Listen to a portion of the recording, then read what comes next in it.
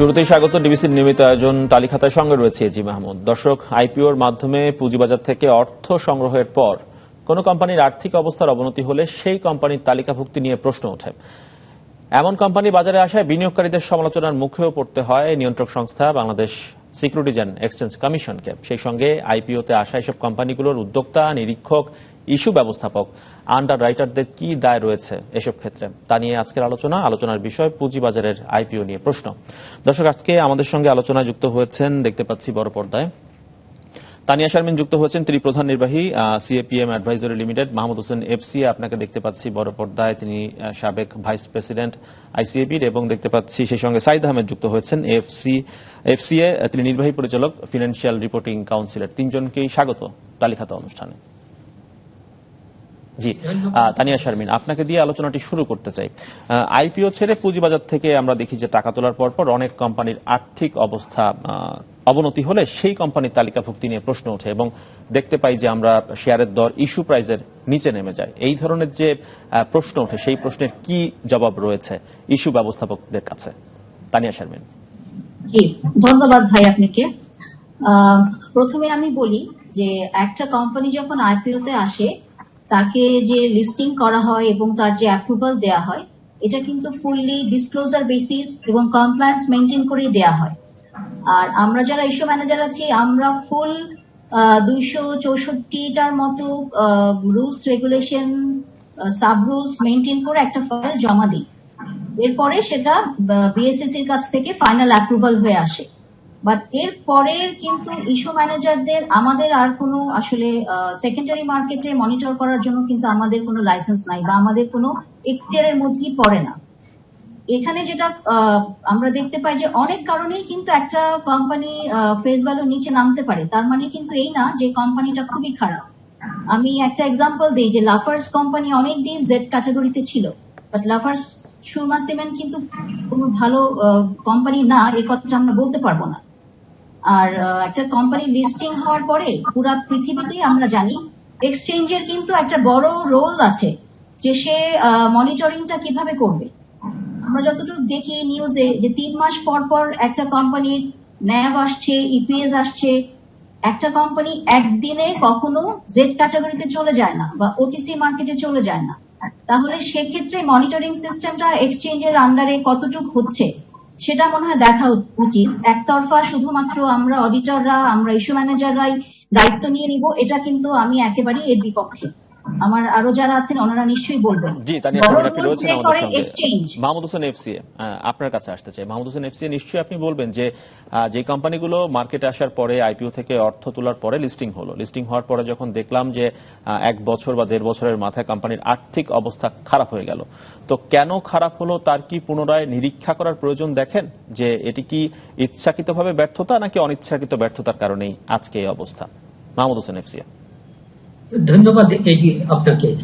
আপনি যদি বাংলাদেশের এই শেয়ার মার্কেটটার অবস্থা দেখেন, তাহলে আপনি খেয়াল করতে পারবেন যে ম্যাক্সিমাম কোম্পানি যারা আইপিওর মাধ্যমে বাজার থেকে অর্থ সংগ্রহ করে, তাদের পরবর্তীতে যে আর্থিক অবস্থাটা খারাপ হয়, এবং এই খারাপ হওয়াটা নিয়েই তো আপনার প্রশ্ন বা আমাদের সবারই একটা প্রশ্ন যে কেন খারাপ হলো। কারণ যারা একটা রোজি পিকচার ডিসক্লোজ করে তারপরে আইপিওতে আসলো, পাবলিকের কাছ থেকে টাকা উত্তোলন করলো এবং তারা খুব ভালো ভালো আপনার প্ল্যান প্রোগ্রাম তারা প্রসপেক্টাসে ডিসক্লোজ করলো, তারপরেও কেন খারাপ হচ্ছে? তো এই খারাপটা জেনুইন বিজনেস রিজনে হতে পারে, ফলে এটা নিয়ে কিন্তু কেউ কোনো প্রশ্ন তুলছে না। প্রশ্নটা আছে ওখানে যে যারা খুব ভালো রোজি পিকচার নিয়ে আসলো, তখন খুব দ্রুততম সময়ই তাদের কেন খারাপ হলো। সেক্ষেত্রে যেটা ধারণা করা হয় বা দেখা হচ্ছে যে যে ডিসক্লোজার দিয়ে এরা মার্কেটে আসলো, ওই ডিসক্লোজারটা আসলে যথাযথ ছিল না, অথবা তারা যে আইপিওর মাধ্যমে টাকা যেটা উত্তোলন করলো সেটা যেভাবে ইউজ করার কথা ওটা তারা ইউজ করলো না। তো এখানে আমি বলবো রেগুলেটর যারা আছে, সে হোক প্রাইমারি রেগুলেটর হোক আদার রিলেটেড রেগুলেটর, সবারই কিন্তু একটা দায় দায়িত্ব থেকেই যায়। কারণ এই যে ডিসক্লোজারটার মাধ্যমে ফিনান্সিয়াল স্টেটমেন্ট হোক আর নন ফিনান্সিয়াল স্টেটমেন্ট বা নন ফাইন্যান্সিয়াল ডাটা হোক, এটা দিয়ে পাবলিকের কাছ থেকে টাকা নিল এবং সেভাবে তারা টাকাটা ইউজ করলো না বা আগের ডিসক্লোজার তারা ঠিক মতো দিল না, তো এটা দেখভাল করার জন্য ইনস্টিটিউট গুলো কাজ করবে মানে না। এই বিষয়টি দেখভাল করার জন্য বা বোঝার জন্য বা নিশ্চিত হওয়ার জন্য কি আবার নিরীক্ষা করার প্রয়োজন কিনা, যদি পুঁজিবাজারে আসার 1 বছরের মধ্যে কোনো কোম্পানির আর্থিক অবস্থা খারাপ হয়ে যায়? সেই প্রশ্নের উত্তর আপনার কাছে জানবো, কিন্তু তার আগে সাইদ আহমেদ রয়েছেন আমাদের সঙ্গে, তিনি এফআরসি নির্বাহী পরিচালক। সাইদ আহমেদ নিশ্চয়ই বলবেন যে এফআরসি কি করছে। এফআরসির কাজ তো যে আর্থিক প্রতিবেদনের স্বচ্ছতা নিয়ে আসা, স্বচ্ছতা নিশ্চিত করা, যেন বিনিয়োগকারীরা বুঝতে পারেন যে কোম্পানি যেটি ডিসক্লোজ করেছে সেটি পুরোপুরি স্বচ্ছ। এফআরসি কি করছে এই বিষয়ে, সাইদ আহমেদ? ধন্যবাদ আপনাকে। অ্যাকচুয়ালি এফআরসিটা গঠন করা হয়েছে 2015 সালে, যদিও তবে কার্যক্রম আরম্ভ হয়েছে লাস্ট 2 ইয়ার যাবৎ। আর এই আইনটা যেন করা হয়েছে, আইন যেহেতু এটা প্রফেশনাল আইন, টেকনিক্যাল ইস্যু, তাই আইনটা জাস্ট ফ্রেমওয়ার্ক করা হয়েছে। যার জন্য এরা কার্যকর করার জন্য অনেকগুলো মোর দেন 15 রুলস এন্ড রেগুলেশন করা লাগবে। এই রুলস রেগুলেশন অল আর টেকনিক্যাল। এফআরসি কিন্তু এই প্রথম থেকে যখন লাস্ট 2 ইয়ার্স ব্যাক আরম্ভ করে অনলি 2 জন ইডি নিয়ে আমি জয়েন করি, তখন ওনারা মেইনলি কনসেপ্ট করছে অন রুলস এন্ড রেগুলেশনের ব্যাপারে, এবং রুলস এন্ড রেগুলেশন গুলো এই ফাইনাল পর্যায়ে আছে, ম্যাক্সিমাম গুলো হয়ে গেছে, যেগুলো আমাদের প্রয়োজন প্রায়োরিটি বেসে। আর আমি জয়েন করে লাস্ট ডিসেম্বরে জয়েন করছি। আমি জয়েন করার পরে যেহেতু আমার ডিভিশন, যেটা ওয়েট প্যাকেজ রিভিউ ডিভিশন, কোনো ইডি ছিল না, লোক বল ছিল না, তাই আমি জয়েন করার পরে কার্যক্রম আরম্ভ করি এই ডিভিশনটার। আর মানে এই কয়েকদিনে কতগুলো কোম্পানির আর্থিক প্রতিবেদন নিয়ে কাজ করেছে এফআরসি, সেই বিষয়টি জানবো, কিন্তু একটি খবর আমাদের হাতে এসে পৌঁছেছে, সেটি জানিয়ে একটি বিরতি নিয়ে তারপর নিশ্চয়ই ফিরে আসবো। ফিরে আসলে বিস্তারিত আলাপের নিশ্চয়ই সুযোগ হবে। দর্শক, বিরতির পর আবারও ফিরে এলাম তালিখাতায়। আজকে আমরা আলাপ করছি পুঁজিবাজারের আইপিও নিয়ে প্রশ্ন। সেই প্রসঙ্গে যে প্রসঙ্গে আলাপটি রেখে গিয়েছিলাম, সাইদ আহমেদ এফআরসির তিনি নির্বাহী পরিচালক, আপনার কাছ থেকে যে বিষয়টি জানছিলাম আমরা আর কি, সেটি জানতে চাই খুব পরিষ্কারভাবে যে পুঁজিবাজারে যে আইপিওর যে আর্থিক প্রতিবেদন, সেটি নিয়ে যেন সামনের দিনগুলোতে প্রশ্ন না ওঠে, সেজন্য এফআরসি কি করছে? সাইদ আহমেদ। যা বলছিলাম, আমরা যেহেতু ইনিশিয়ালি কাজ আরম্ভ করছি মাত্র কয়েক মাস যাবত, তা আমাদের ইনিশিয়ালি ইস্যু ছিল যে কি কি ইস্যু আসছে, মেইন ইস্যুগুলো কি কি, স্পেশালি ক্যাপিটাল মার্কেট রিলেটেড যে ইস্যুগুলো আসছে, সেই ইস্যুগুলো প্রথমে যে আইডেন্টিফাই করলাম একটা যে আইপিও রিলেটেড, দেখলাম আমরা যে শেয়ার মানি ডিপোজিট নিয়ে। শেয়ার মানি ডিপোজিট নিয়ে কিন্তু অনেক ম্যাক্সিমাম আইপিও আসছে যে শেয়ার মানি ডিপোজিট কে ইস্যু করে, এবং শেয়ার মানি ডিপোজিট আমরা দেখলাম অনেক কিন্তু ইরেগুলারিটি হওয়ার চান্স সুযোগ আছে। যেহেতু ইরেগুলার সুযোগ আছে এবং হয়েছে, আমি আইডেন্টিফাই করছি হয়েছে অনেক জায়গায়, তাই আমরা শেয়ার মানি ডিপোজিট নোটিফিকেশন জারি করছি, যাতে করে ফিউচারে এই শেয়ার মানি ডিপোজিট কে পুঁজি করে আমরা রং আইপিও না আসতে পারে। জি, জনাব সাইদ আহমেদ, মানে এতদিন যে আইপিও গুলো মার্কেটে এসেছে সেগুলোর মধ্যে যেগুলো সন্দেহজনক বলে মনে হয়েছে, এরকম কোন আইপিও কি আপনারা চিহ্নিত করেছেন কিনা, বা সেগুলোর আর্থিক প্রতিবেদন আপনারা যাচাই বাছাই করে দেখবেন কিনা, এমন কোন কার্যক্রম কি আপনাদের আছে? আমরা এরই মধ্যে অনেকগুলো যেটা লাস্ট কয়েক বছরে আইপিও এসেছে, সেই কোম্পানিগুলোর আর্থিক প্রতিবেদন গুলো আমরা রিভিউ করা আরম্ভ করেছি স্পেশালি। আর যেগুলো আসতেছে বর্তমানে পাইপলাইনে আসছে, যেগুলো আসতেছে আসে নাই পাইপলাইনে আসে, সেগুলোরও কিন্তু আমরা আর্থিক প্রতিবেদন আমরা দেখতেছি। আমরা জি সাইদ আহমেদ, আপনার কাছে ফিরতে চাই। ইস্যু ব্যবস্থাপকরাই তো নতুন কোম্পানি মার্কেটে নিয়ে আসেন, তারা এমন কোম্পানি কেন বাছাই করেন তানিয়া শারমিন, যেগুলো নিয়ে সামনের দিনগুলোতে প্রশ্ন বা যেগুলো বাজারের আসার মতো আর্থিক সক্ষমতা বা সঙ্গতিপূর্ণ নয়, এমন কোম্পানি কেন মার্কেটে আসে? আমি একটা অ্যাড করব। জি সাইদ আহমেদ, আপনি রয়েছেন, একটু তানিয়া শারমিনের উত্তরটি নিয়ে ফিরছি। তানিয়া শারমিন। আচ্ছা, ঠিক আছে।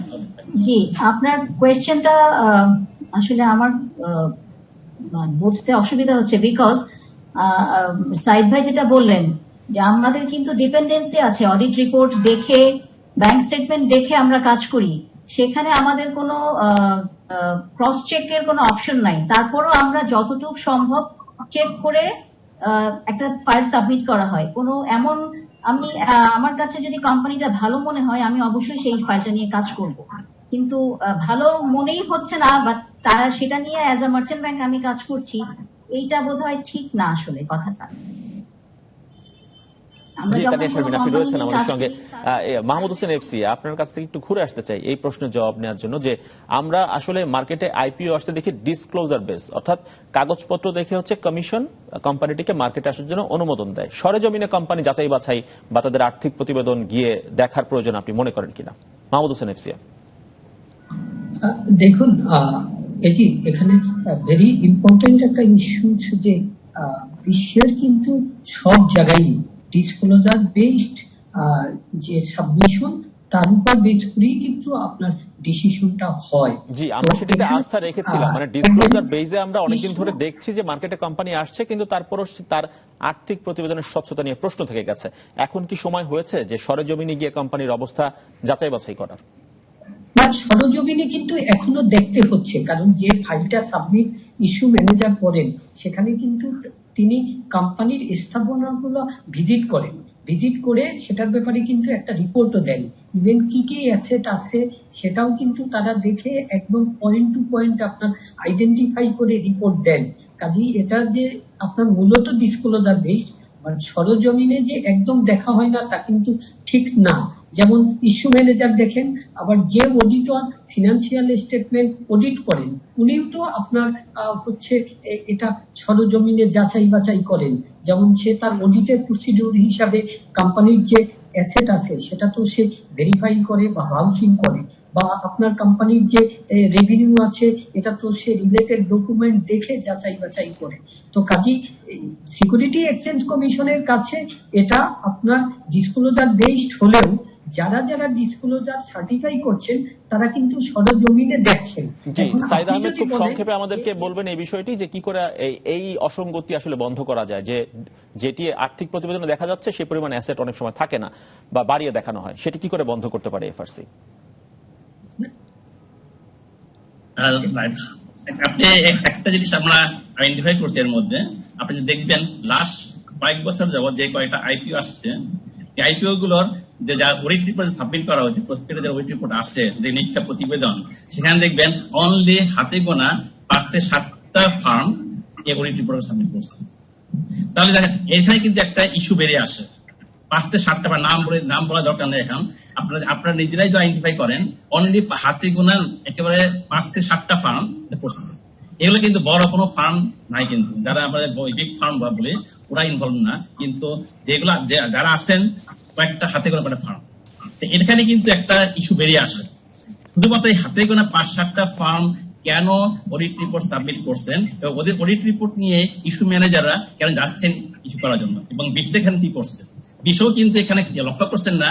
হাতে একটা ফার্ম যদি 5-7টা আইপিও পরীক্ষা প্রতি সাবমিট করেন, তার পিছনে যুক্তি কি আছে? এখানে বিশেষের রোল আছে, কিন্তু তারা ইয়ে করতে পারে যে কোন কোন ফার্ম আইপিও প্রসপেক্টাসের জন্য তারা সার্টিফাই করবে নিরীক্ষা প্রতিবেদন, এবং একটা ফার্ম কতটুকু কয়টা করতে পারে বছরে, এই ধরনের একটা আমার মনে হয় নোটিফিকেশন দেওয়া দরকার বিশ্বে। জি, এই বিষয়ে তানিয়া শারমিন আপনার মন্তব্যটি জানতে চাই।